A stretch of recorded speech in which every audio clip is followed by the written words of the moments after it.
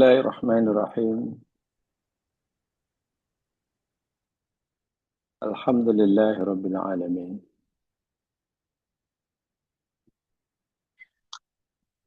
Wa bihi nasta'in ala umurid dunya waddin. Wassalatu wassalamu ala asyrafil anbiya wal mursalin. Nabiyina Rasulina Muhammad wa ala alihi wa ashabihi.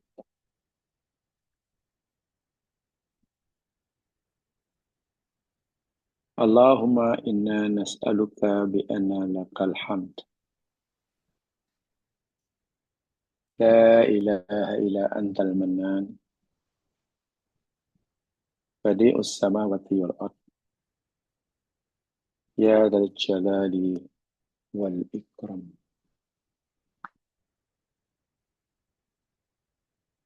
Ya Allah, ya Tuhan kami, tunjukkanlah kami ke jalan yang lurus, yakni jalan orang-orang yang Kau telah beri nikmat ke atas mereka.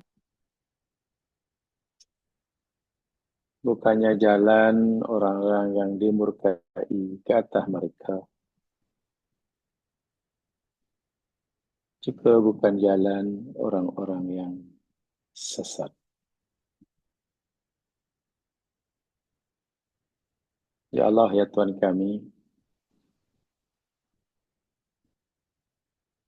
dengan mengakui segala kelemahan diri, kekurangan diri, di hadapan-Mu yang maha sempurna dalam semua sifat-sifat-Mu. Kami mohon kepadamu ya Allah, jika ada saat ini di antara kami yang sedang Engkau uji dengan sakit, segeralah Engkau berikan dia kesehatan dan kesembuhan yang berpanjang. Dan jadikanlah musibah yang menimpa mereka sebagai penghapus dosa-dosanya dan dapat mengangkat darjah mereka. Jika ada di antara kami yang sedang ada masalah dalam menjalani kehidupan, kami mohon padamu ya Allah, segeralah beri mereka jalan keluar. Bebaskan mereka dari segala kesusahan dan gantilah kesusahan mereka dengan kesenangan yang Engkau ridhai. Jika ada di antara kami yang sedang punya hajat, sama ada hajat dunia maupun hajat akhirat, sampaikanlah mereka ya Allah hajat-hajat mereka dan ridhoilah hajat mereka.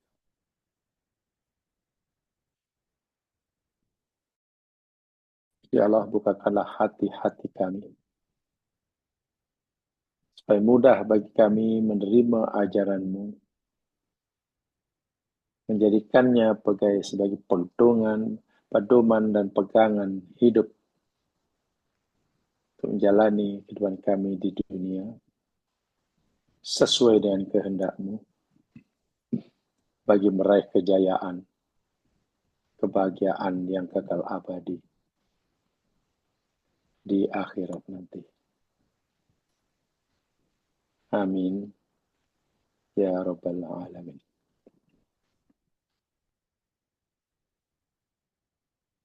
Muslimin, muslimat, jamaah, saudara-saudaraku seiman dan seagama yang dirahmati oleh Allah. Sekali lagi kita bersua dalam kesempatan yang baik ini untuk kita meneruskan kajian kita tentang Imaratul Ardi, atau istimarul ardi, atau dalam bahasa Melayu yakni memakmurkan bumi, menciptakan kemakmuran, ketamadunan, kebahagiaan hidup sesuai yang Allah ridhoi di atas muka bumi,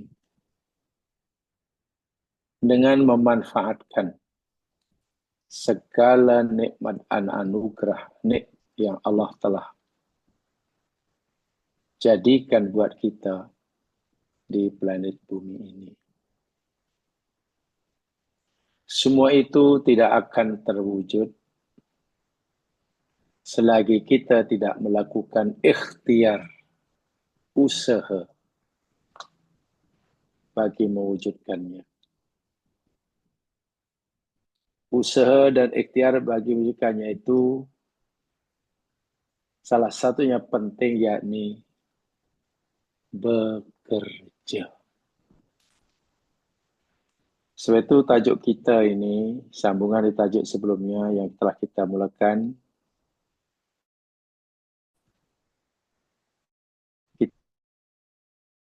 kita masih berbicara tentang satunya, yakni tentang imaratul ardi ini. Sekali lagi saya merasa perlu untuk mengajak jamaah sekalian membicarakan ayat ini, tajuk ini.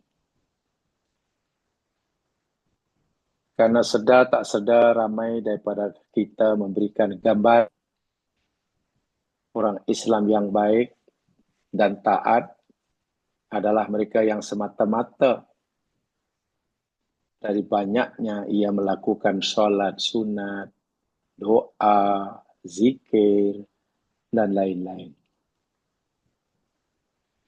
Jarang sekali orang mengaitkan ketaatan beragama itu, contohnya, dikaitkan dengan bagaimana dia gigih bekerja, bersungguh-sungguh berusaha, rajin membuat kajian di makmal-makmal bagi mengetahui nikmat dan hikmah di sebalik ciptaan Allah. Bahkan kadang-kadang orang yang terlalu rajin bekerja dipandang sebagai orang yang jauh daripada agama. Pandangan-pandangan serong seperti inilah yang tidak harus dikekalkan, karena ia bercanggah dengan syariat Allah Subhanahu wa Ta'ala. Benar dan betul bahwa ketaatan beribadah dalam arti rajin melakukan ibadah ritual menjadi syarat utama bagi menentukan ketaatan seseorang itu kepada Allah. Betul. Namun, sesungguhnya kalau kita kaji lebih mendalam, Islam adalah agama yang sangat-sangat menjunjung tinggi kerja, amal soleh, dalam arti kata berbuat baik, melakukan kegiatan-kegiatan, aktiviti-aktiviti yang manfaatnya bukan hanya dapat dirasai oleh yang melakukannya, tapi juga dimanfaatkan oleh orang lain. Contohnya sama secara filosofis lah, secara filosofis. Ibadah-ibadah ritual lain itu semuanya lebih banyak berdiam diri. Agama Hindu, ibadah ritualnya ya lebih duduk diam, merenung, bermeditation kadang-kadang. Agama Buddha demikian juga diam, senyap. Kristian demikian juga di gereja, nyanyi, diam. Lain dengan ibadah-ibadah ritual dalam Islam, dia lebih banyak bergerak. Sholat bukan diam, sholat bergerak. Diri, rukuk, diri lagi, duduk, sujud. Ada bacaan-bacaan, pergerakan. Haji lagi, Masya Allah. Haji itu ibadah ritual, tapi kalau kita tengok pelaksanaannya, lebih banyak pergerakan-pergerakan. Pekerjaan. Lalu jalan sana, pindah sana, pergi sini, lotar itu, lotar ini, berjalan itu, berjalan ini. Masya Allah. Ini memberikan pengajaran mana filosofis di sebalik ritual Islam itu, yakni memang bekerja, bergerak. Apatah lagi, memang masa yang Allah berikan pada kita di dunia, yang semuanya untuk beribadah, masa yang Allah peruntukkan kita beribadah itu lebih banyak dalam aspek pekerjaan. Kalau ibadah itu hanya dalam solat, saya katakan lagi, dua hari saya katakan sekali, sehari hanya 5 kali. Hanya perlu beberapa menit. Kalau ibadah hanya puasa, setahun hanya sebulan. Habis 11 bulan. Kalau ibadah itu hanya haji, seumur hidup hanya sekali. Tapi tengok dalam satu hari. Tolak solat wajib 5 waktu.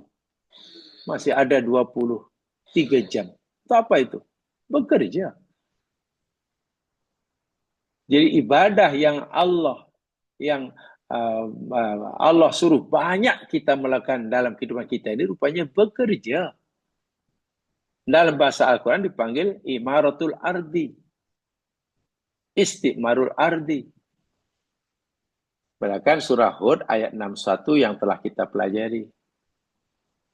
Orang dahulu telah berjaya memakmurkan bumi, berkecukupan segala-galanya, membuat eksplorasi terhadap alam,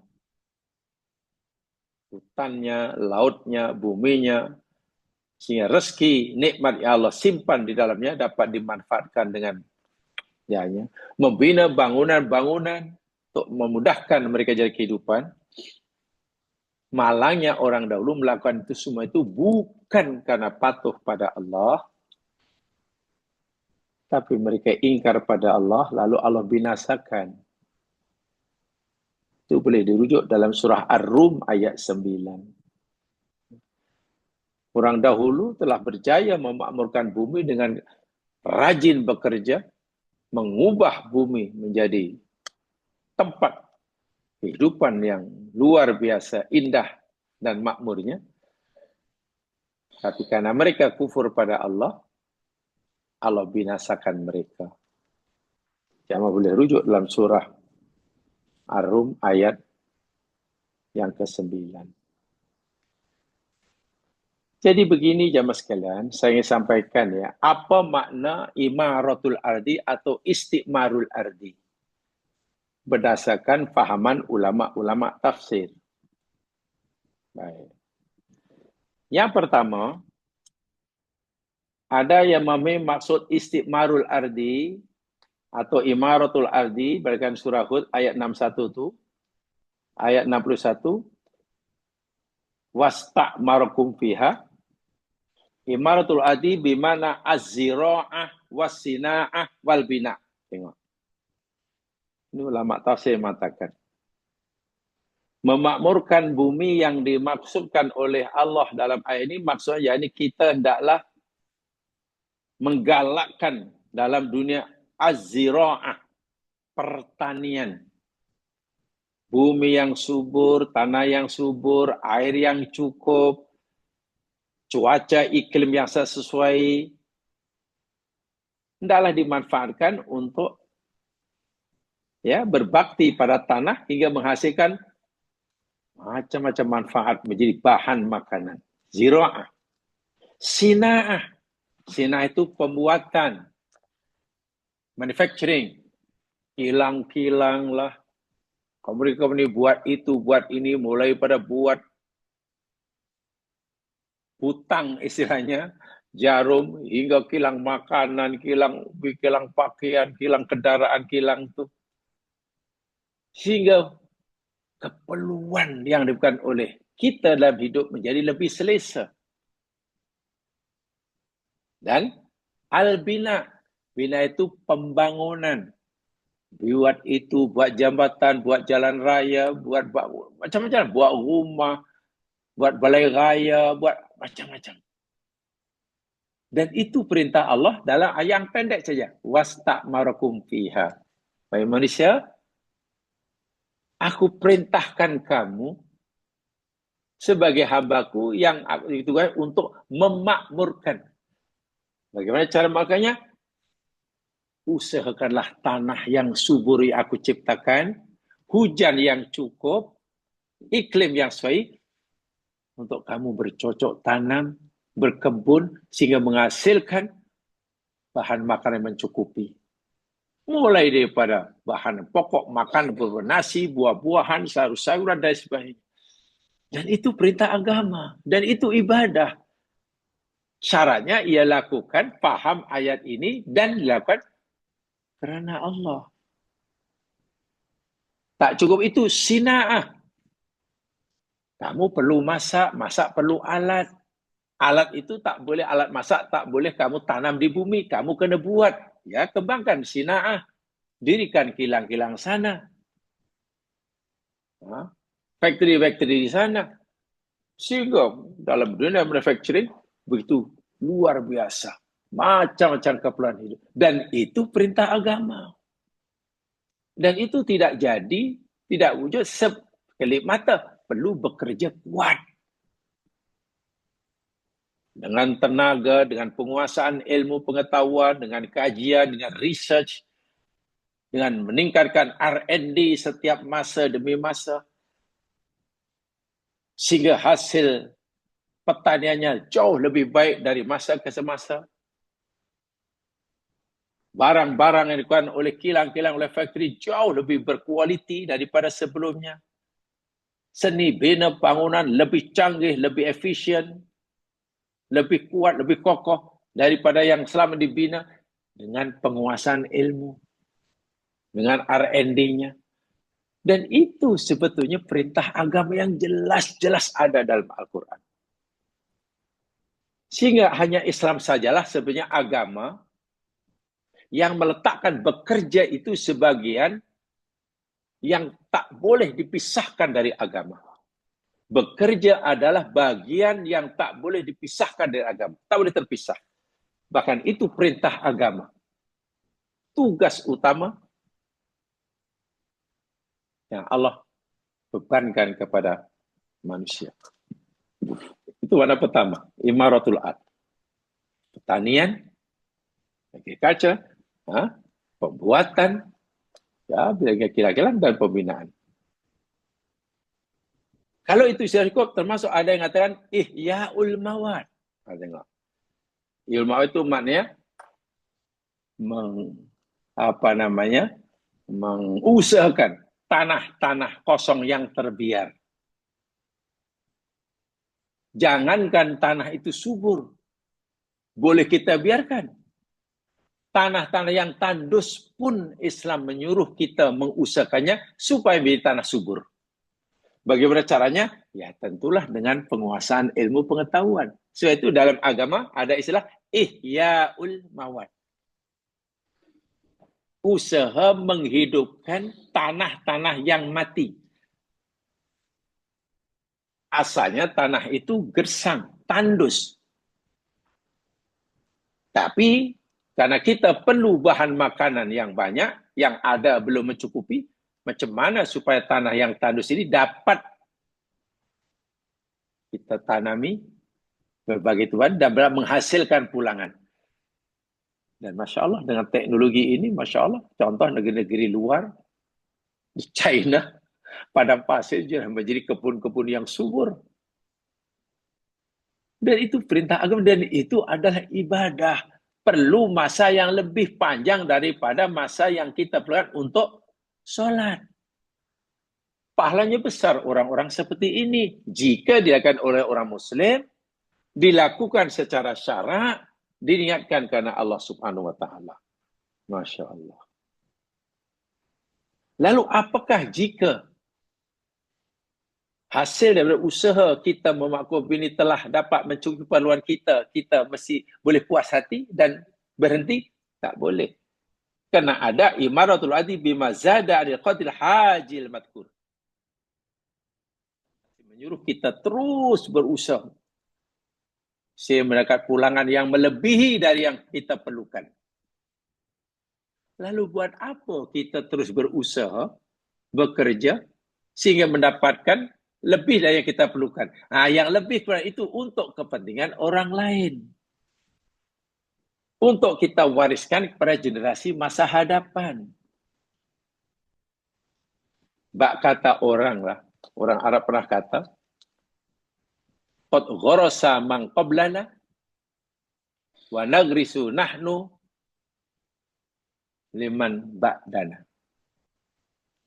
Orang-orang generasi sebelum kita telah menanam pokok dan kita generasi hari ini yang memakan buahnya, hasilnya.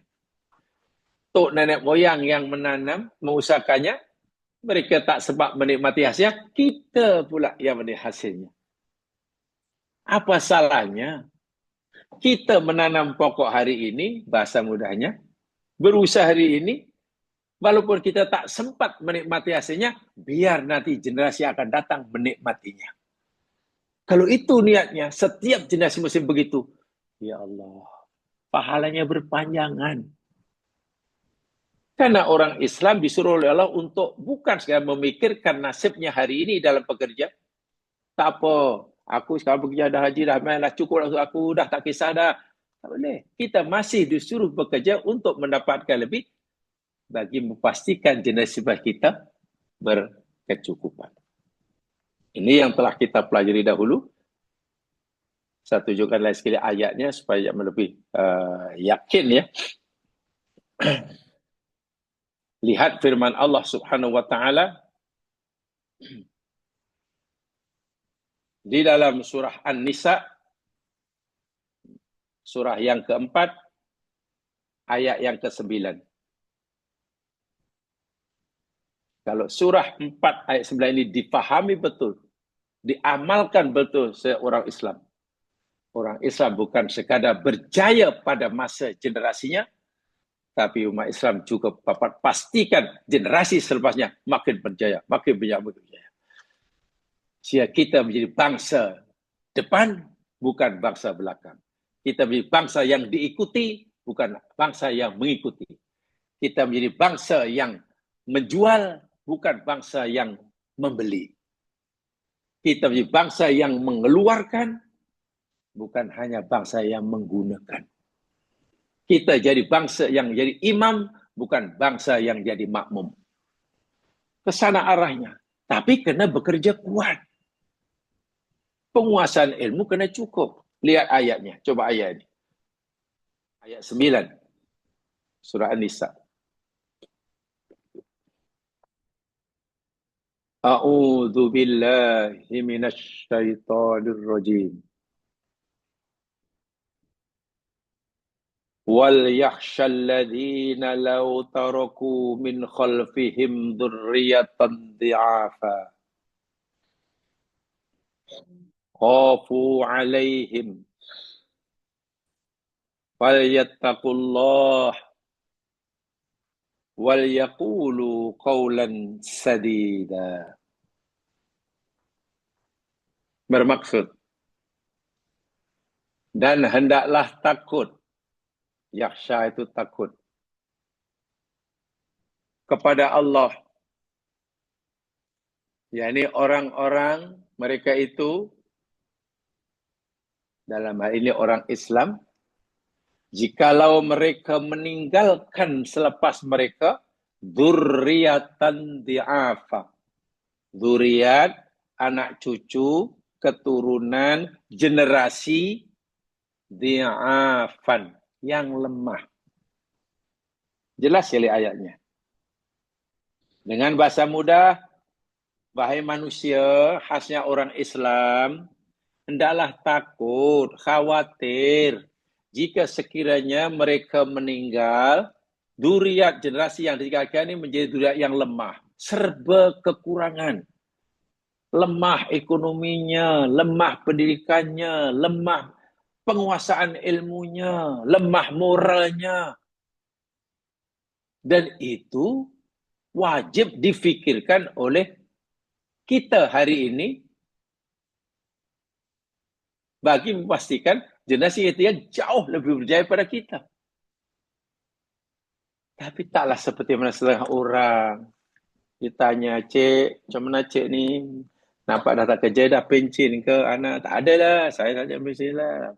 Habis anak macam mana? Anak ada berapa, Cik? Anak ada 7. Hai? Anak 7. Cik kerja apa? Tak ajalah. Dulu, orang tua saya susah pun saya boleh makan. Allah yang cipta anak, Allah yang bagi rezeki.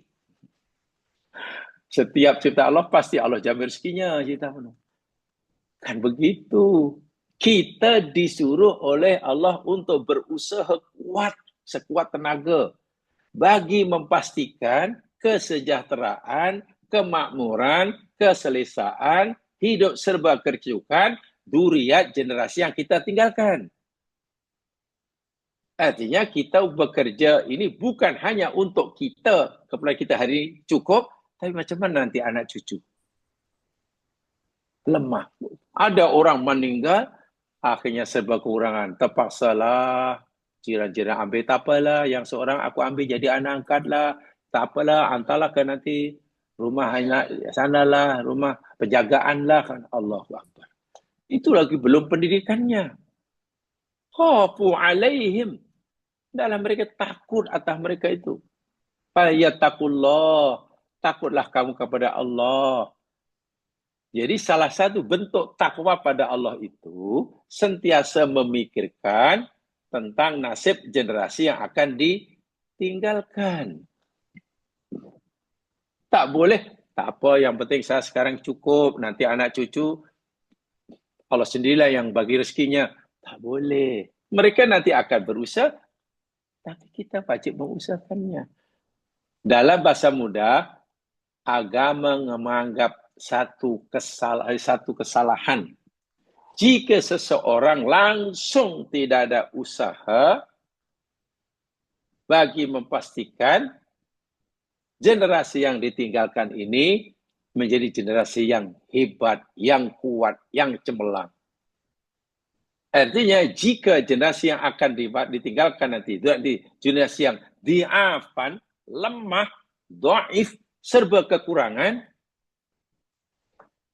maka generasi sebelumnya menanggung dosanya. Jika dahulu semua itu berlaku karena sifat malas mereka. Tengok bagaimana Islam memandang bekerja itu sebagai apa. Dan itu ibadah yang sangat besar segi pahalanya. Sangat-sangat besar. Apalagi tadi katakan, maksud memakmurkan, yakni dengan menggiatkan, menggalakkan, bercocok tanam, karena itu kegiatan ekonomi yang paling tua. Kegiatan aktiviti ekonomi yang paling tua itu yakni bertani, bercocok tanam. Itu pada zaman Nabi Adam lagi sudah ada. Untuk mendapatkan bahan makanan yang cukup, dasarnya bahkan boleh dijual, boleh ini. Kemudian pembuatan, kilang-kilang, pecering di sana sini, kemudian pembinaan dan lain sebagainya. Sehingga kata Imam Ad-Dhahhak, ayat yang kita pelajari ini, yakni surah Hud ayat yang ke-61 ini, beliau kata, amarakum bi imaratim ma tahtajuna ilaihi fiha. Melalui ayat 91 surah Hud, 61 surah Hud, Allah perintahkan kamu, kata Imam Ad-Dhahhak, untuk memakmurkan, untuk mengusahakan, mendapatkan segala apa yang kamu perlukan dalam hidup ini. Kamu perlu makan, kamu kena usahakan. Macam mana nak cukup makan minum. Tanah Allah dah sediakan, hujan, air Allah dah sediakan. cuaca Allah dah aturkan. Wabinaan, tempat tinggal. Bahan untuk buat tempat tinggal Allah dah sediakan. Dan juga pembuatan semuanya Allah sediakan. Hanya kita perlu mengolahnya, mengerjakannya. Nah, usaha menjadikan ciptaan Allah wujud menjadi nikmat-nikmat yang boleh kita gunakan. Daripada pokok di hutan menjadi pintu di rumah. Daripada pasir-pasir di lautan, di sungai, menjadi dinding-dinding bangunan mewah. Dari apa lagi umumnya? Kemudian menjadi peralatan rumah tangga. Itu adalah hasil kerja yang disuruh oleh Allah. Bahkan Imam Ibnul Arabi, salah seorang madhab Syafi'i, beliau berkata, al-istimaru tolabul imarah. Istimar dalam surah itu maknanya Allah menyuruh kita, meminta kepada kita, memberi tugas kepada kita, mempertanggungjawabkan kepada kita untuk mengubah bumi dengan segala nikmat yang Allah berikan ini, memberi manfaat yang nyata bagi kehidupan manusia. Wattalabul mutlaq minallah alal wujub. Masya Allah. Itu kata Ibnu Arabi bermadzhab Syafi'i. Permintaan Allah terhadap kita memakmurkan bumi itu hukumnya wajib. Masya Allah. Jadi kalau ikut madhab Syafi'i, bekerja untuk memenuhi keperluan hidup, memenuhi sebab makan, minum, tempat tinggal, pendidikan, kesihatan, itu wajib. Bayangkan. Bukan sunat, wajib. Sesuai dengan sabda Nabi, kafa bil mar'i ithman ayyudai'a man yakun. Dahulu pernah kita pelajari. Cukup besar dosa seseorang yang mengabaikan, yang mensia-siakan keperluan makan, minum, tempat tinggalnya orang yang di bawah jagaannya. Katakanlah saya sebagai ketua rumah tangga, ada istri, ada anak, mereka perlukan kehidupan yang selesa, tapi mereka gagal mendapatkan karena sikap malas saya. Maka saya menanggung dosa yang sangat besar. Walaupun masa itu saya tak tinggal solat. Saya rajin baca Quran. Inilah kefahaman yang perlu diluruskan. Bahwa solat itu ibadah, iya. Baca Quran itu ibadah, iya. Tapi bekerja mencari siang halal itu ibadah pun, iya. Solat wajib, iya. Mencari rezeki yang halal bagi keperluan hidup wajib, iya. Islam mesti dipandang secara syumul seperti itu. Nah, seperti itu. Jadi tidak setengah-setengah, tidak tajazu. Kata Imam Al-Jassas dalam Ahkamul Quran, makna istakmarakum fiha yani amaddakum min imaratiha bima yahtajuna ilaihi. Allah telah memberikan kamu segala apa yang kamu perlukan untuk memakmurkan bumi. Semua ada. Kita hanya perlu mengusahakannya saja. Padi yang kita nak makan, buah-buahan yang kita makan sehari-hari, Allah dah sediakan, disimpan di perut bumi. Hanya dengan usaha sedikit, keluar padi. Itulah maksudnya. Dilal wa fi dalalah ala wujub iwardil adi lizira'ah wal gharas wal abniyah. Ayat ini, kata Imam Jassas, menunjukkan wajib hukumnya memakmurkan bumi dengan menggalakkan bercocok tanam, mengadu ada bumi, tadi menciptakan barangan, buat barangan, dan bangunan dan seterusnya dan seterusnya. Ada satu surat ini diantar oleh Ali bin Abi Thalib ketika beliau menjadi khalifah yang keempat. Beliau menulis surat ke atas kepada Gubernur Mesir waktu itu. Namanya Malik bin Haris. Menteri besar Mesir pada zaman pemberian Ali bin Abi Thalib jadi khalifah. Nama dia Malik bin Haris. Sebagai kepala ketua kerajaan, Ali hantar surat kepada Gubernur Mesir. Isi surat itu luar biasa. Ali telah mempunyai wawasan kehadapan yang luar biasa. Vision yang sangat cemerlang. Isi suratnya begini, saya bacakan. Wal yakun nadharuka fi imaratil ardi ablagu min nadharika fi istijlabi kharajiha li'anna dzalika la yudraku illa bil imarah. Ingat, ni Ali ya, 14 abad yang lalu. Isi suratnya, salah satu isi suratnya ni, wahai menteri besarku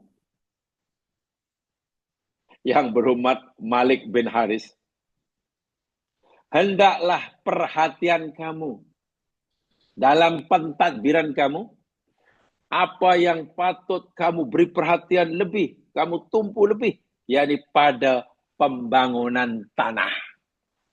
Mengusahakan tanah-tanah yang terbiar. Dalam bahasa sekarang mungkin,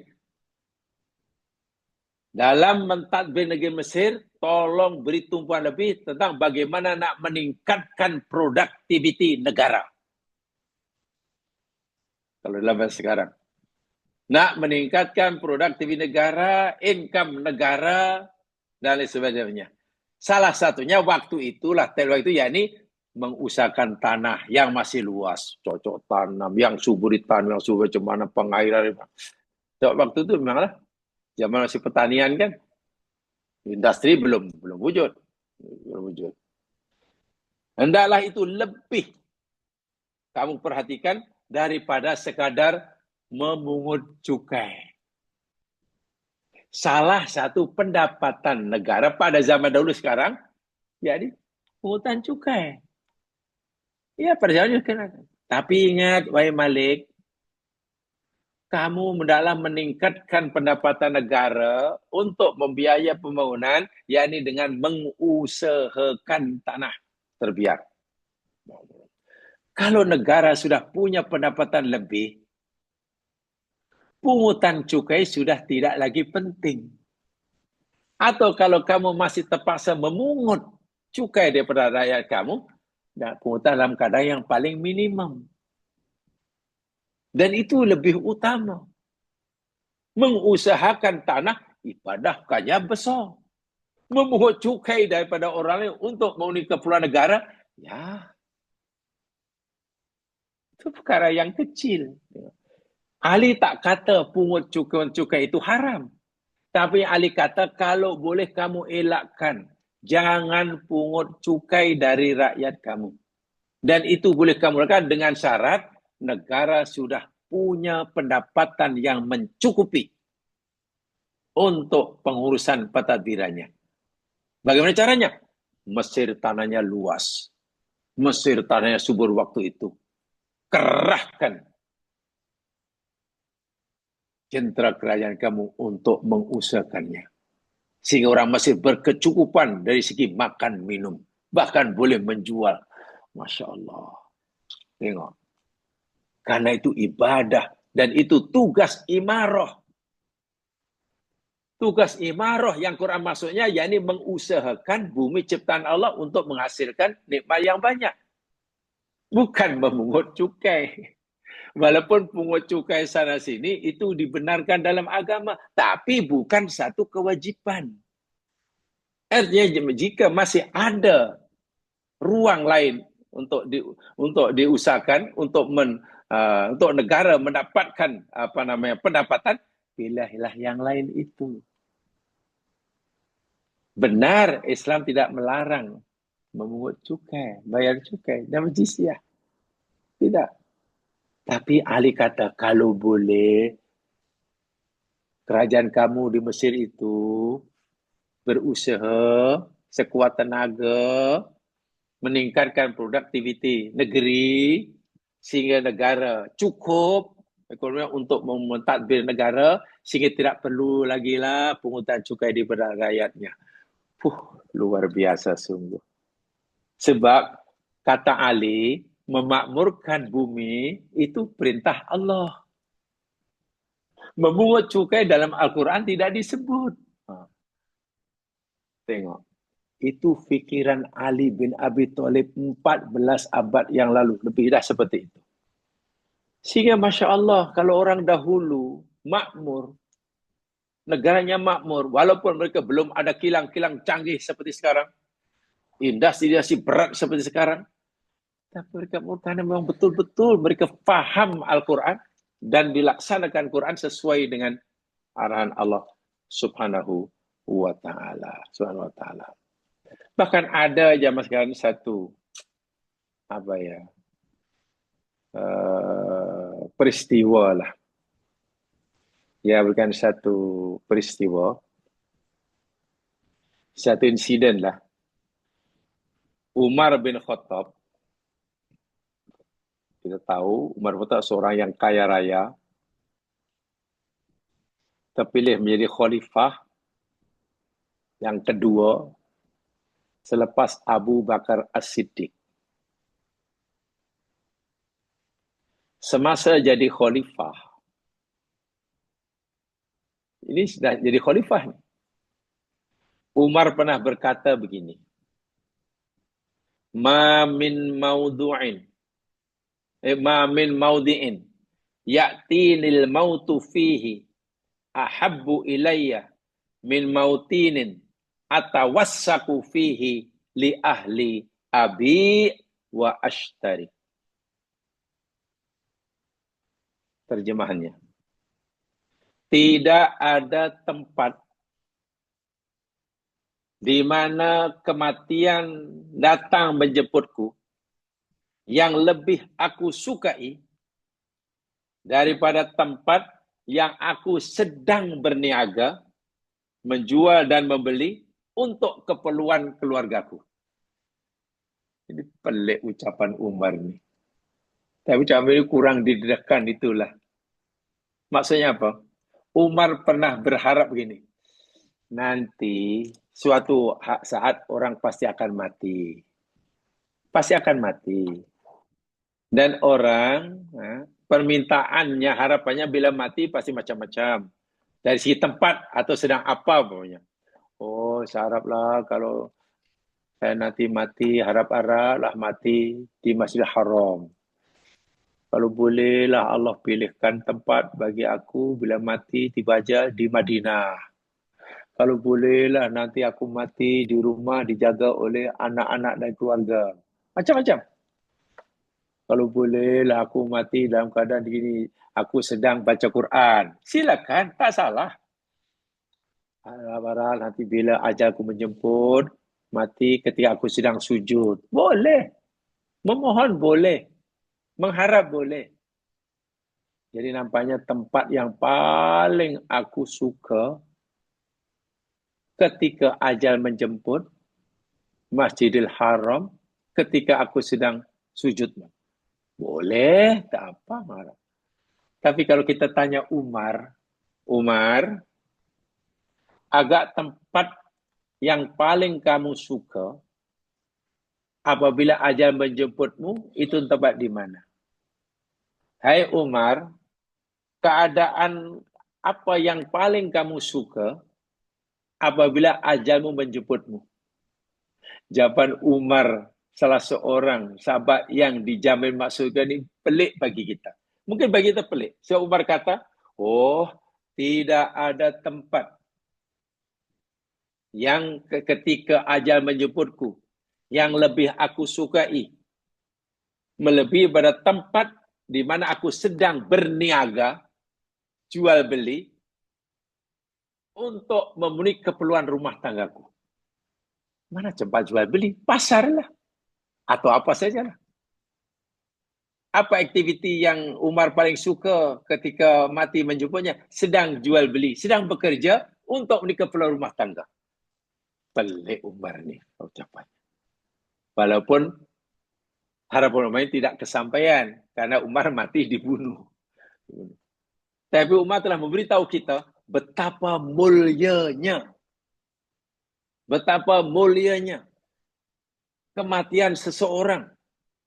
Ketika ia mati, dia akan bekerja mencari rezeki bagi memenuhi keperluan rumah tangganya. Itu mati syahid tu jemaah sekalian. Mati syahid. Bahwa orang mati ketika ajal menjemput dia sedang solat, bagus. Iya. Orang menemui ajalnya ketika ia di Makkah, bagus. Iya. Tapi Umar rupanya lebih memilih, kalaulah aku nanti tiba ajalku, aku sukalah ajalku menemui aku ketika aku sedang berniaga, jual beli, mencari yang halal bagi memenuhi keperluan rumah tanggaku. Bekerja. Bayangkan, sampai begitu. Ini Umar bin Khattab, salah seorang khalifah kedua Nabi yang dijamin masuk surga.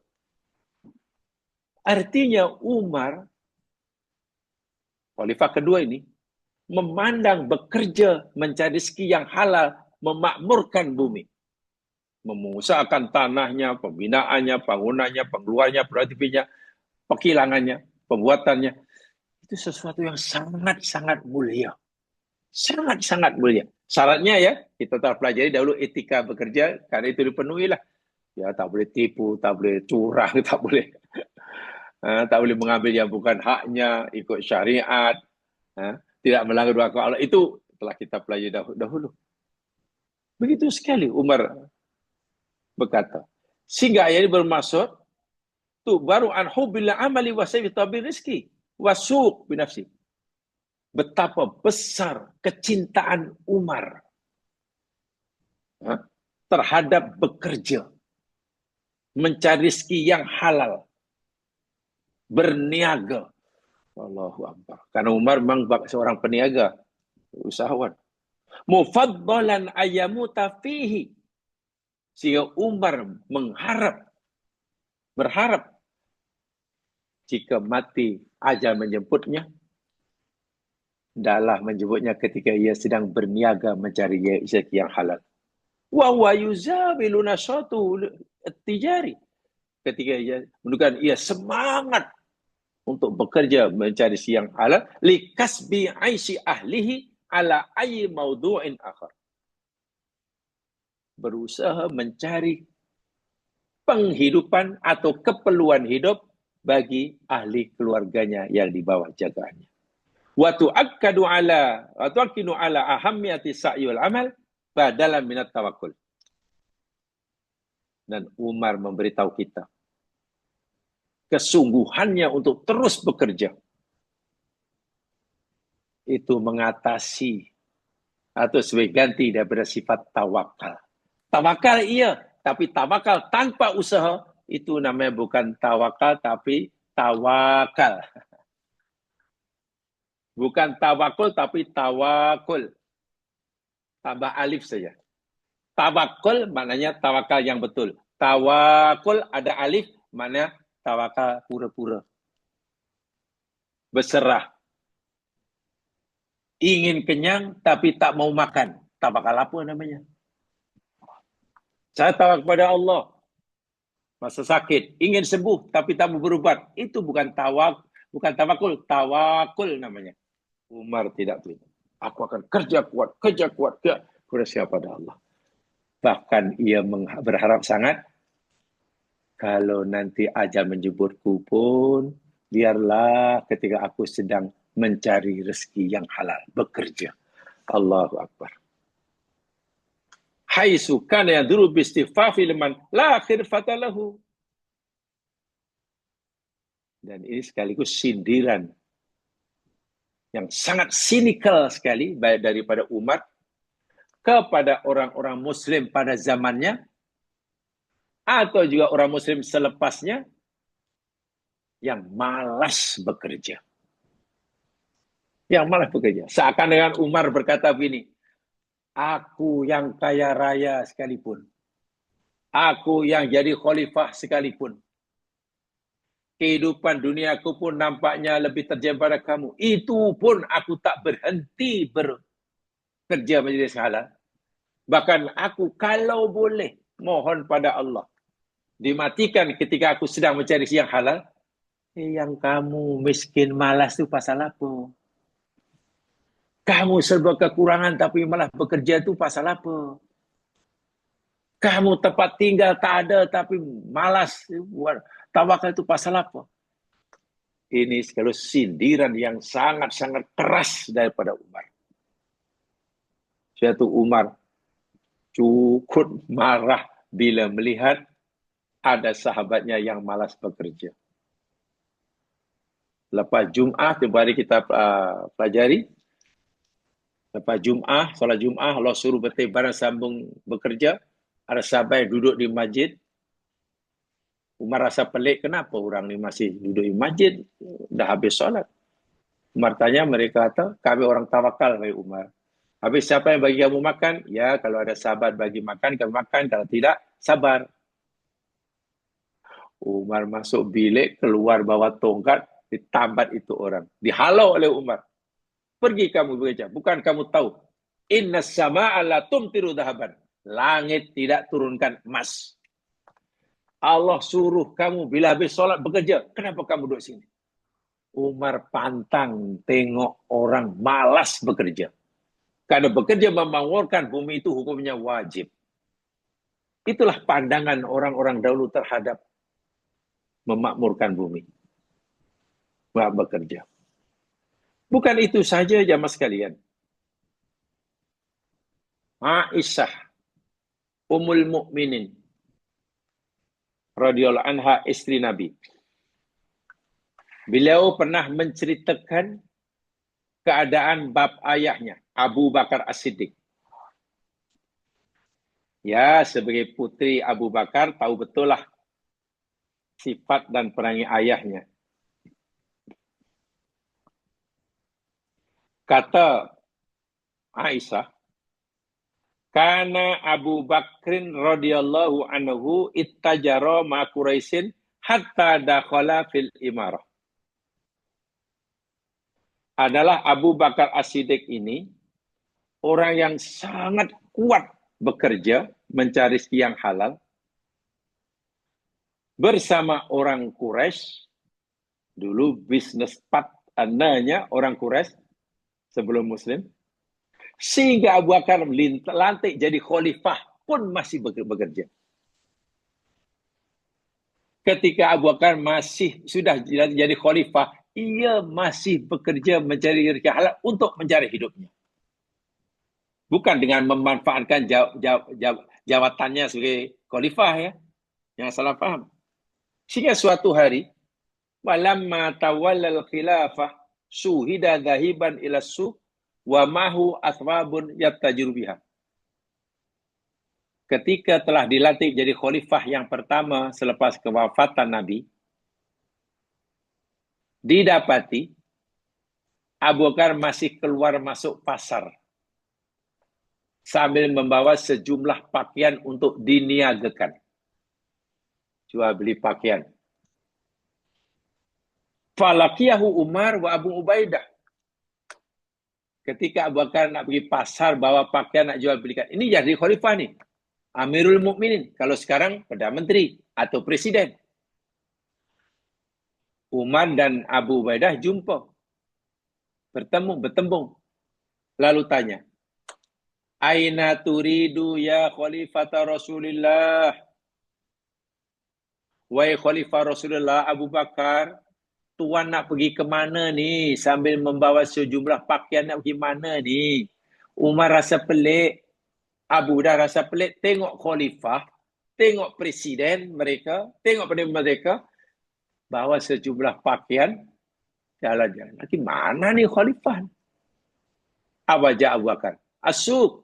Oh Umar, aku nak pergi pasar. Aku lagi pasar. Umar terkejut. Umar tanya balik. Tasna'u mana? Engkau nak puasa nak buat apa khalifah? Dengan bawa pakaian seperti ini. Nak pasar tu buat apa? Engkau khalifah, engkau presiden. Engkau Perdana Menteri. Waqad ulita amral mu'minin, muslimin. Dan engkau telah diberi amanah untuk menguruskan urusan orang mukmin, urusan negara. Kau nak di pasar bawa baju ni untuk apa ni? Abah kata, at-tajiru ya. Ya aku nak berniaga lah. Kan aku ni dari kecil berniaga. Sekarang aku jadi khalifah nak berniaga. Untuk menyara kehidupan keluargaku. Fa'aina at'imuyali. Kalau tidak, macam mana aku nak menyara kehidupan keluargaku? Makan minumnya. Mereka perlu makan, perlu minum. Selama ini aku menyara hidup mereka dengan hasil jerih payah aku berniaga. Takkan hanya karena aku sudah jadi khalifah, aku beri peniaga, lalu mereka macam mana? Makan minum keluargaku. Qala, Umar kata, intalik hatta nafluka laka sayyan. Wahai mu'minin. Engkau siap mu'minin, kau balik sajalah. Balik ke rumah, ya, dan urus sajalah. Tumpu hidup kamu, tumpukan kepada mengurus negara, istilahnya kalau bahasa sekarang. Tidak perlu fikir tentang nafkah keluargamu. Hatta nafluka laka sayyan. Kami nanti akan berbincang dengan sahabat yang lain, memberikan kamu, kalau dalam bahasa sekarang, gajilah. Ya, ajrun, gaji. Untuk mencukupi keperluan rumah tangga kamu. Bab makan, minum keluarga kamu, atau apa, tak apa. Biar negara yang tanggung. Baitul Mal yang tanggung. Sehingga Abu Bakar tidak perlu bersusah payah nak bekerja. Keluargamu kami ke negara yang fafaradu lahu ajran baitil mal. Umar dengan sahabat yang lain telah setuju.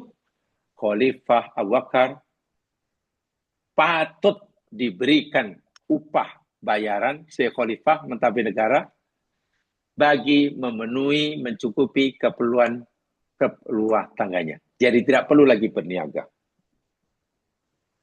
Kemudian Abu Bakar berhentilah karena dah di itu. Kaya tafarraqa li su'il muslimin. Supaya Abu Bakar boleh tumpu sepenuhnya pada yang sanak sampai di sini sobat kalian.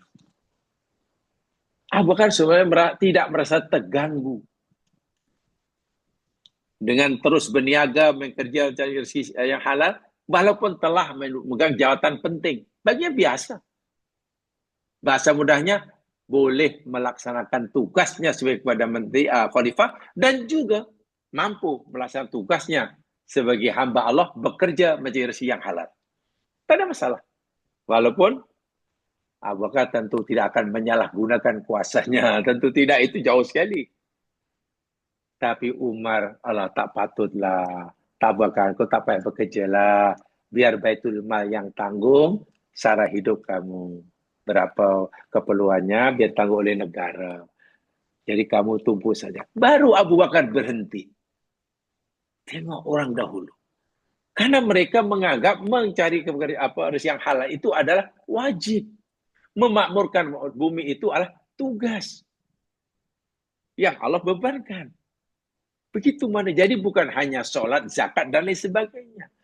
Sehingga Masya Allah, hidup mereka di dunia diridai oleh Allah, di akhirat diridai oleh Allah. Itu boleh rujuk dalam kitab Fathul Bari, karena Ibnu Hajar Al-Asqalani. Jadi Masya Allah, luar biasa orang-orang dahulu. Kenapa begitu ya mas sekalian? Memakmurkan bumi ini tidak mengenal masa tempoh tamatnya. Kenapa bekerja untuk memakmurkan bumi, meningkatkan produktiviti, dan apa yang mengeksplor nikmat Allah yang ada di perut bumi dan tidak ada pencinnya. Mereka ini mengamalkan hadis Nabi Sallallahu Alaihi Wasallam. Ya. Mereka mengamalkan hadis Nabi Sallallahu Alaihi Wasallam. hadisnya sahih dalam kitab Al-Adabul Mufrad karangan Imam Al-Bukhari daripada Anas bin Malik. Baginda Nabi SAW bersabda, In qamatis sa'atu wa fi yadi ahadikum fasilah fa in istata'a alla takuma hatta yaghrishaha fayaghrisha. Maksudnya, baginda Nabi SAW bersabda, pahami betul-betul, karena ini sangat penting. Bagi kita sangat-sangat penting sehingga umat Islam yang paham betul tugas yang Allah amanahkan memakmurkan bumi, bekerja untuk mengubah bumi daripada istilah hutan belantara menjadi bandar besar, daripada berjalan dahulu di sungai jadi highway, melakukan banyak usaha-usaha untuk meningkatkan produktiviti negara. Sangat penting hadis ini dipahami. Nabi bersabda begini, jika sudah hampir terjadi atau berlakunya kiamat. Katakanlah, ini bahasa mudah ya. Katalah kiamat sudah diistiharkan. Ada pengistiharan dari langit bahwa kiamat akan berlaku 1 November depan. Ini Oktober. November depan. 1 November depan kiamat berlaku. Katakanlah, dia beritahu dah. Confirm dah. Sedangkan di tangan seseorang kamu masih ada benih. Di sini fasilah mana benih? Tamar, kurma. Ada benih kurma, banyak. Kan ada semayan benih itu. Fa in istata'a alla takuma hatta yaghrisaha. Jika ia masih ada kemampuan, ada peluang, janganlah ia tinggalkan benih-benih itu. Sebenarnya adalah ia tanam elok-elok. Tengok. Sungguh pun sudah diistiharkan istilahnya.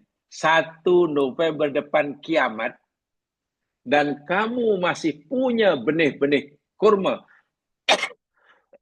yang belum kamu tanam, hendaklah kamu masih punya peluang, kamu tanam elok-elok. Fayaghrisha, tanam. Jamaah sekalian, hadis ini sahih. Tapi coba fahami betul-betul, hati-hati. Dalam hadis ini Nabi tidak bicara dari sudut ekonomi semata-mata. Menanam tamar, bertani, bekerja, bukan faktor ekonomi semata-mata. Bukan.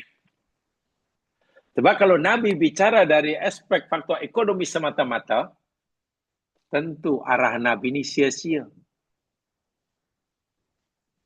Hari ini baru nak tanam tamar, bulan depan kiamat. Kan sia-sia. Memenat saja. Apa untungnya? Apa untungnya kita tanam pokok tamar hari ini atau tanam durian hari ini bulan depan kiamat? Saya yakin ramai orang fikir, sia-sia lah itu. Itulah sia-sia lah. Itu buat kerja. Apalah, kita betul lah tu. Tapi ini hadis Nabi. Dan Nabi tidak cerita bahawa pekerjaan itu bukan semata-mata karena faktor dorongan ekonomi. Kenapa Nabi suruh tanam juga? Walaupun mustahil dapat menikmati hasilnya. Karena hari ini tanam, bulan depan kiamat. Nabi sebenarnya telah memberikan kita penekanan. Bekerja, termasuk menanam pokok biar berbuah, menanam itu berbuah, buat usaha biar menghasilkan. Itu ibadah. Selagi masih ada peluangnya, lakukan. Kita nanti, dan kita dapat pahala, walaupun kita mungkin tidak mendapatkan hasil buahnya. Tak mungkinlah kita makan buah rambutan Yang kita tanam hari ini, bulan depan makan, tak mungkin. Tapi apa itu sia-sia? Tidak. Nabi kata, kamu dapat pahala. Karena kamu berusaha itu ibadah. Itu perintah Allah. Sama ada nanti kamu menikmati hasilnya atau tidak, sempat ada, itu cerita lain, tak penting. Tengok. Agak kalau hadis ini kita ajarkan lah, kita oleh ramai orang macam mana ya? Mungkin ramai di antara pendengar nanti, sia-sia ada ke nak kiamat masih nak tanam padi? Bulan depan kiamat, hari baru nak tanam durian, buat apa? Kalau dah tahu nak kiamat, ya sudah aja lah, sujud aja lah 24 jam. Mungkin kita berfikir begitu. Tapi Nabi berfikirnya tidak seperti itu. Kalau itu siapa yang betul? Apa yang Nabi arahkan atau apa yang kita fikirkan? Nabi yang diarahkan. Karena Nabi melihat bekerja itu ibadah. Dan ibadah tidak boleh kita tinggalkan selagi masih ada ruang. Tapi orang sekarang mungkin tinggalkan. Karena itu bukan ibadah. Itu bekerja. Itu dunia. Yang ibadah itu baca Quran. Ini kesilapannya di situ itu. Tengok. Jika kiamat dah dekat nak berlaku, itu pun usaha mencari yang halal tidak boleh berhenti. Apalagi kiamat masih lama, mungkin bagi kita masih lama. Kita masih sehat. Umur masih ada, waktu masih panjang. Sehingga kalau kita pelajari betul-betul hadis-hadis Nabi, ayat Quran, dengan kefahaman yang betul, jamaah sekalian, memang tak ada ruang untuk bermalas-malasan bagi orang Islam. Tak ada. Tak ada. Pasti akan rajin. Paling tidak untuk menikah keperluan diri sendiri. Kalau nanti berusaha lebih dapat lebih untuk dibagi dengan orang lain. Dan itu ibadah yang Masya Allah. Orang generasi awal dahulu telah berjaya melaksanakannya. Tapi entah macam mana generasi umat Islam kemudian agaknya agak tertinggal lah. Agak tertinggal. Jadi pada hadis tadinya sekalian, inna imaratil ardi ya wajib ala insan. Sesungguhnya memakmurkan bumi,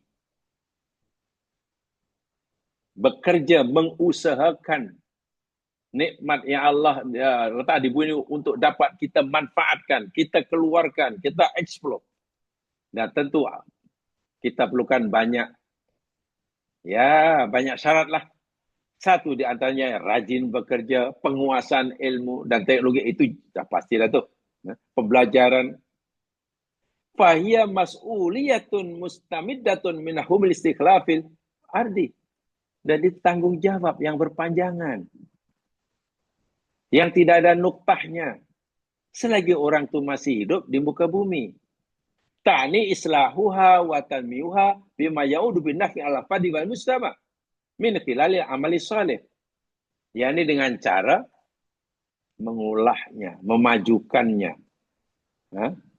mengusahakannya untuk mendatangkan manfaat bagi dirinya, bagi masyarakatnya, bagi orang lain dengan melakukan kerja-kerja yang halal.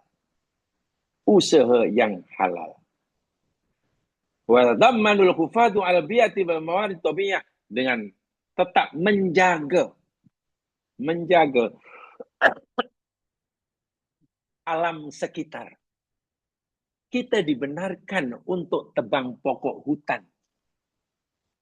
Jadilah kursi, jadi meja, dari bangunan, tapi tetap menjaga alam sekitar. Jangan sampai mizan, timbangan. Dalam bahasa yang dipanggil ekosistem. Berapa peratus keluasan hutan yang sesuai bagi manusia yang tinggal di semuanya. Ya, karena dibandingkan.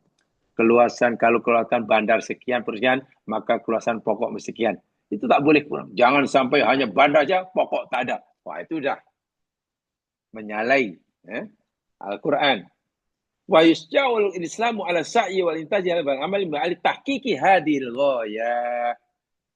Yaitu Islam amat-amat menggalakkan umatnya untuk terus berusaha bagi mendapatkan pulangan hasil untuk keperluan hidupnya untuk mewujudkan tujuan hidup ini. Istikhlaf, imaratul ard, istimarul ardi. Dan kalau itu dipahami dengan betul, saya kata tadi, umat Islam benar-benar suatu saat akan jadi bangsa yang di depan, bukan di belakang. Akan menjadi bangsa yang banyak memberi daripada meminta-minta. Tak maaf jemaah sekalian, ini pahit tapi patut kita fikirkan juga. Pahit tapi patut kita fikirkan juga.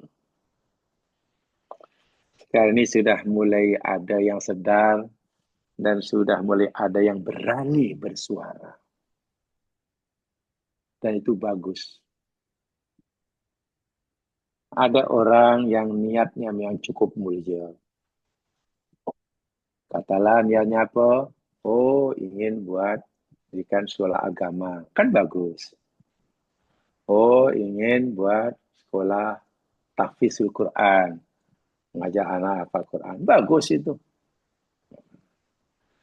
Tapi kadang-kadang orang yang punya niat ini, tidak semua ya, tidak semua. Ada yang tidak punya modal apa-apa. Bukan saya tak punya modal apa-apa, bahkan tidak punya kerja apa-apa. Modal memang tak ada, kerja pun tak ada. Kemana nih? Aku ilmu dah ada. Modal tak ada, kerja tak ada. Oh, kalau betul saya nak buat tahfiz lah. Tapi modal tak ada. Karena pekerjaan tak ada. Sehingga buat tahfiz itu dianggap satu sumber ekonominya. Ini pernah diderahkan di mana-mana. Dari dah dua lama dah. Akhirnya mintalah bantuan sana sini, minta dana sini dan sini. Ya, umat Islam Malaysia ini termasuk dermawan. Kalau sebut dimintai sumbang untuk buat tahfiz, kalau itu, wah, bagi itu senang aja. Dapatlah beribu-ribu. Hanya sekian persen untuk buat bangunan. Sekian persennya untuk kepentingan diri sendiri. Apa diselewengkan lah. Disakau lah. Dan itu banyak berlaku di mana-mana. Hanya karena tidak ada atau kurang atau sedikit yang berani bercakap, ya seakan-akan banyak sekarang sudah ramai yang berani mendedahkannya. Bayangkan, kutip duit dari masyarakat, kono untuk buat ma'had apa, tapi disakau habis. Dan minta maaf, sekali minta maaf, ini berat mencakap, ini bukan dilakukan oleh orang Hindu, bukan oleh orang Buddhis, tapi sudah Muslim. Macam itu ke memakmurkan bumi. Sebab itulah, kalau kita ingin buat program, nak buat apa-apa, paling tidak kita mesti punya modal dahulu. Alangkah indahnya, alangkah mulianya umat Islam dan Islam. Jika ada orang Islam nak buat apa-apa, buat sekolah ke apa, ada modal sendiri. Bayangkan. Bukan tidak boleh minta bantuan, tapi kalau 100% minta bantuan, macam mana? Dan sekarang ini, ya Allah, kadang orang Islam nak buat apa saja sikit pun minta bantuan, sikit pun bantuan. Apa ini budaya atau semua ini perintah Islam? Sedangkan Nabi kata al-yadul ulya khairum minal yadis sufla. Tangan yang di atas lebih baik daripada tangan yang di bawah. Kata Nabi. Maknanya orang yang memberi lebih mulia daripada yang meminta. Bila Nabi kata yang memberi lebih baik dari yang meminta, makna Nabi menggalakkan umat ini memberi. Boleh memberi. Tapi kalau kita ingin memberi, mampu memberi, kita mesti memiliki sesuatu yang kita berikan. Orang tidak mungkin mampu memberi walaupun dia ingin memberi jika tidak punya sesuatu untuk diberikan. Untuk mempunyai sesuatu yang sesuatu mesti mencari. Ini mencari malas, macam mana nak memiliki? Macam mana nak memberi? Akhirnya hanya angan-angan lah. Kalau saya ingin sekali, tapi tak punya apa-apa. Jadi hanya angan-angan. Ibadah bukan angan-angan. Jadi hamba Allah bukan angan-angan. Bukan tidak boleh kita bercita jadi dermawan. Tapi ingat, untuk jadi dermawan, kita mesti punya benda yang kita nak dermakan. Untuk punya benda yang kita dermakan, kita mesti mencari dahulu. Nah, kalau mencari pun malas. Dianggap mencari itu bukan ibadah. Yang dianggap ibadah hanya ketika memberikan. Allahu Akbar. Mana pemahaman Islam kita terputus-putus. Tidak bersambung. Terpotong-potong. Memberikan sedekah pada orang lain ibadah, betul. Memberikan sedekah ibadah, betul. Jadi dermawan itu ibadah, betul. Sedangkan kita tidak mungkin mampu memberikan bersedekah jika kita tidak memiliki apa yang kita nak sedekahkan. Ya, betul.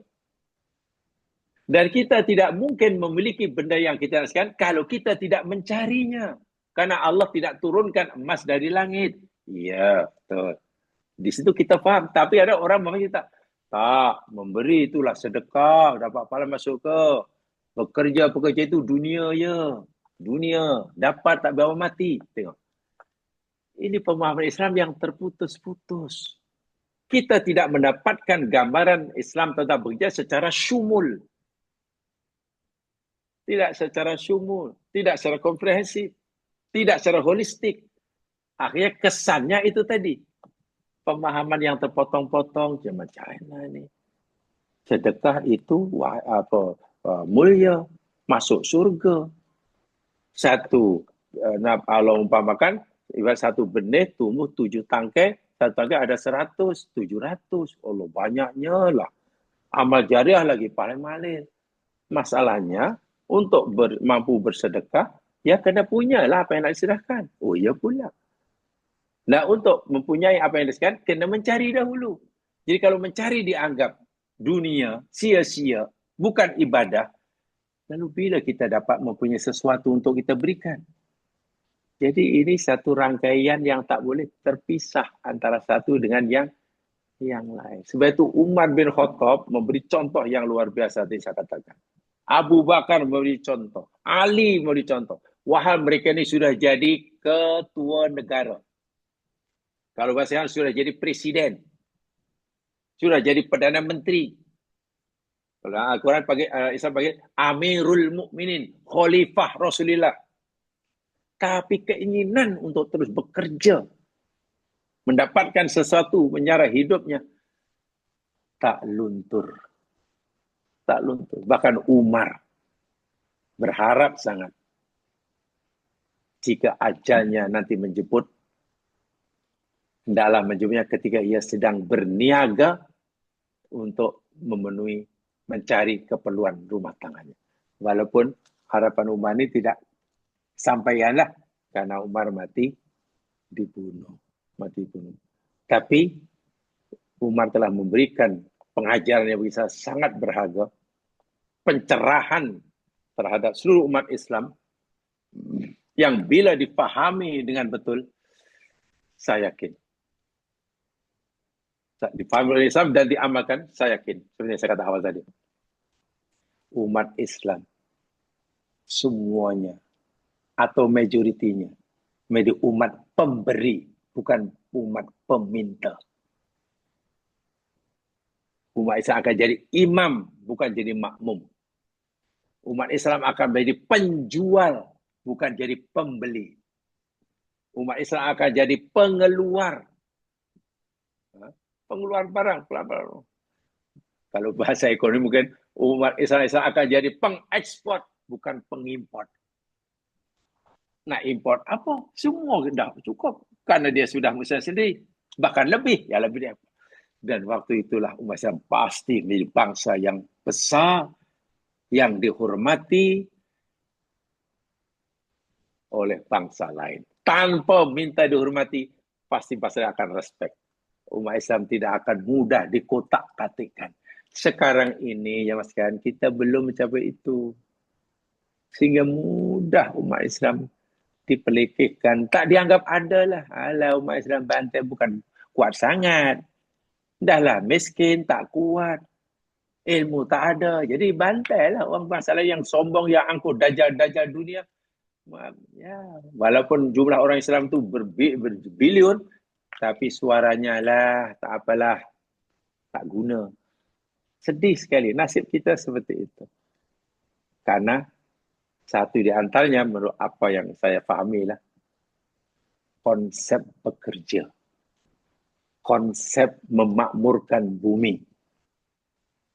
Memahami surah Hud itu belum difahami dengan baik dan belum dipraktikkan dengan baik. Belum lagi nanti insya-Allah kalau yang setuju kita akan bicara lebih jauh lagi bagaimana nak menjadikan orang Islam itu menjadi orang bangsa yang kuat sehingga tidak menjadi bahan mainan lah istilahnya oleh Yahudi yang jumlahnya hanya beberapa juta saja. Zaman sekarang inilah kita hanya bersuara memekik. Bayangkan, jangankan nak melawan. Nak bantu saudara pun kita dihalang dah. Kita tak mampu nak buat baik. Memang sedih. Merayu-rayu pada Allah, silakan. Boleh. Tapi Allah tentulah yang maha bijaksana. Kamu memang boleh merayu aku, meminta pada aku. Berdoa pada aku itu sewajibnya.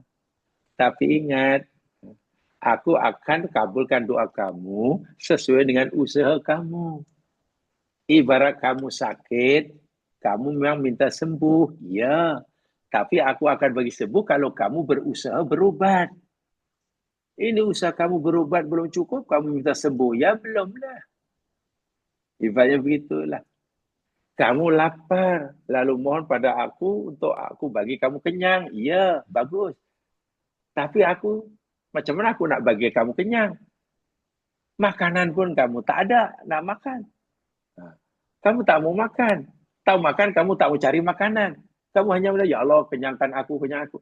Nah, ini barangkali yang perlu dipahami betul. Dan itu ada dalam Al-Quran surah Al-Anfal. Mungkin nanti kita akan bicara, kita kaji lebih dalam ayat berkaitan dengannya agar sebenarnya secara pribadi, jamaah sekalian, kita ingin sekali memberikan berkongsi kefahaman setakat yang saya mampu tentang perkara-perkara yang biasanya kebanyakannya belum didedahkan di mana-mana. Ramai orang yang belum mengetahuinya karena mungkin dianggap kurang penting atau bukan perkara penting, wallahu alam lah.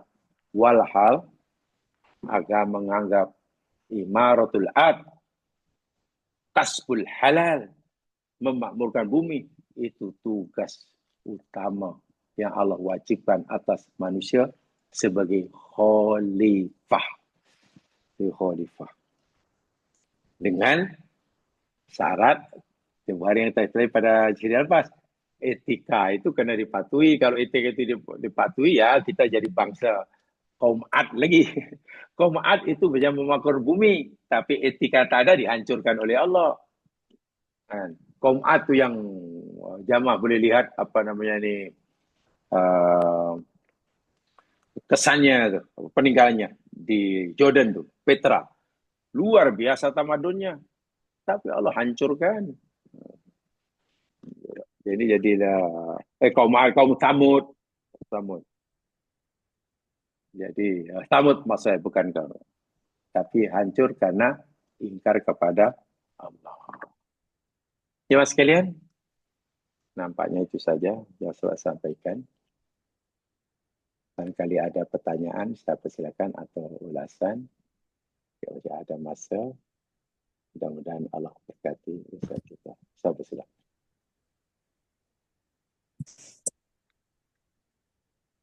Assalamualaikum Ustaz. Waalaikumsalam.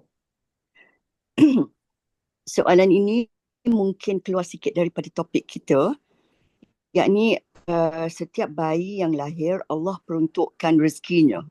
Ada orang berpendapat kita tak payah merancang ekonomi keluarga dengan menghasilkan banyak anak sebab Allah akan mencukupkan keperluan mereka. Soalannya, kedudukan merancang keluarga dalam Islam.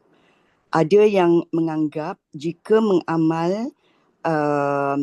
mengamalnya seolah-olah tak 100% bertawakal dan yakin kepada rezeki Allah.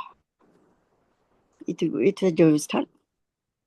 Pertama sekali, bahwa Allah menjamin rezeki hambanya 100% itu betul. Setiap makhluk, dalam hal ini kata manusia lah, bukan semua makhluk, tapi kita bicara manusia. Setiap manusia yang Allah ciptakan, lahir, Allah jamin rezekinya 100%. Itu pertama sekali yang betul kita yakin. Yang kedua, 100% rezeki yang jadi jaminan Allah bagi setiap hambanya ini, Allah tidak berikan langsung daripada Allah kepada orang itu, tetapi melalui hamba Allah yang lain. Contoh mudah, saya lahir, rezeki saya zaman asli diambil oleh 100%. Tidak kurang.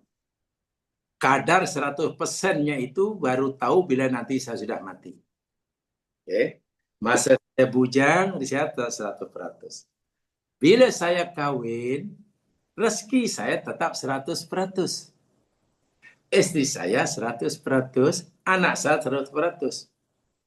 Tapi ingat, rezeki yang Allah berikan pada istri saya tidak langsung daripada Allah pada saya, melalui tangan saya.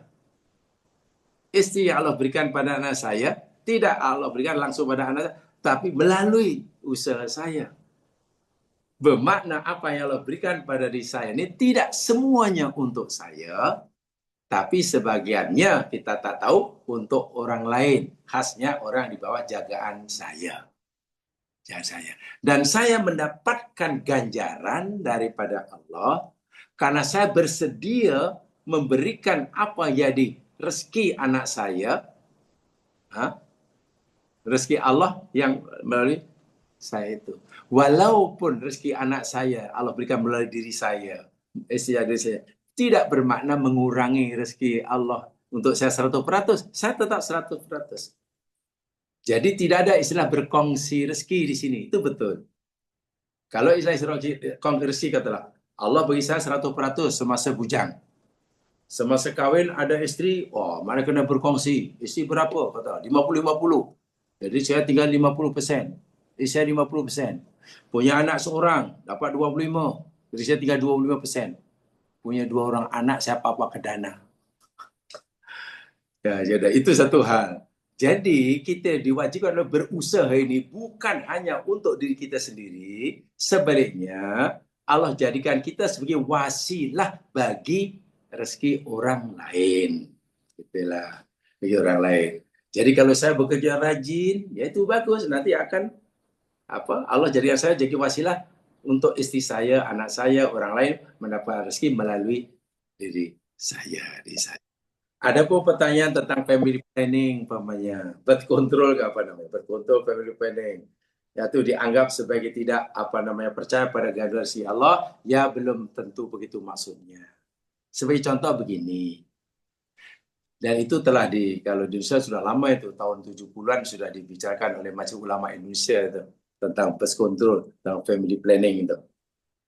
Contoh, ada orang kerja tak ada atau malas. Tapi tiap tahun beranak, minta maaf. Tiap tahun punya anak. Kawin 8 tahun, 8 anak. Kecil-kecil. Ada yang sekolah pun ini. Jangankan nanti nak hantar sekolah. Makan pun ala kadar. Dengan alasan tak apalah. Yang penting Allah ni bagi sendiri. Tidak boleh. Tidak boleh. Dewan mana ni? Dewan yang depan masjid. Masuk kat sini. Bahkan kalau orang tadi tak mampu memberikan kehidupan yang layak pada ahli keluarganya karena kemalasannya atau mungkin di luar kemampuannya, contoh ingin anak ramai, tapi dia tidak mau meningkatkan income-nya, itu salah. Itu salah. Ingat dalam Quran ada la yukallifullahu nafsan illa wus'aha. Betul kan? Allah tidak memberikan bebanan kepada hambanya melebihi daripada kemampuan. Jadi bila orang itu hanya mampu, katakanlah, menyara kehidupan keluarganya 2 orang anak, ya untuk sementara janganlah menambah jadi 6. Allah sendiri pun tidak suka kita melakukan pekerjaan di atas kemampuan kita. Dan itu tidak salah. Bukan bermakna kita tidak yakin kepada rezeki Allah. Kalau secara yakin itu namanya hanya berserah pada nasib. Bukan banyak kotak-kotak. Sebab Allah tidak turunkan hujan emas dari langit. Dari langit. Mana mungkin orang tidak berusaha, yakin orang dapat makan. Itu salah besar. Itu keyakinan pada kotak-kotak yang perlu dibetulkan. Begitu. Ya, baik. Terima kasih Ustaz, jelas. Itu saja. Mudah-mudahan berkati oleh Allah SWT. Kurang lebih yang mau dimaafkan. Subhanakallahumma wa bihamdika. Asyhadu an la ilaha illa anta astaghfiruka wa atubu ilaik. A'udzu billahi minasyaitonir rajim. Wal 'ashr. Innal insana fi khusr illa alladziina aamanu wa 'amilus shalihaat wa tawassaw bil haqq wa tawassaw bis sabr. Assalamualaikum warahmatullahi wabarakatuh.